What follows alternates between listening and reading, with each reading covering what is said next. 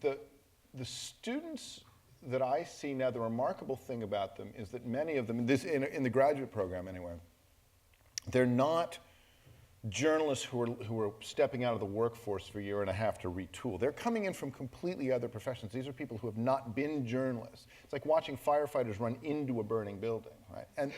And you see these guys show up, and they do not care how it used to be done. They just want to know, what are we trying to do right now? And we've got this thing going on in the US right now, hammer and tongs, around hydraulic fracturing, a form of extraction of hydrocarbons from very deep in the earth by setting off triggered explosions, which, alas, also seem to trigger little mini earthquakes. So that's turning out to be somewhat problematic. And so these students wanted to do an explainer for hydraulic fracturing. And they said, well, how should we do this? Well, they're 25, let's do a music video. So they did something called the fracking song. And you can, and if you Google the fracking song, I can promise you what the first result will be.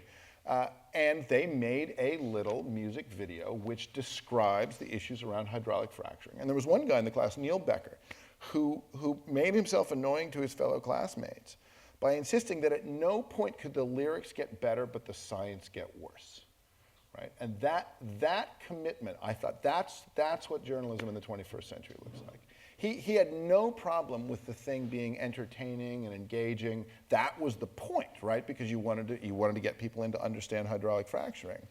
But that was never to be traded off against eliding or hiding or misstating the underlying facts that you were trying to get across in order to get the story right.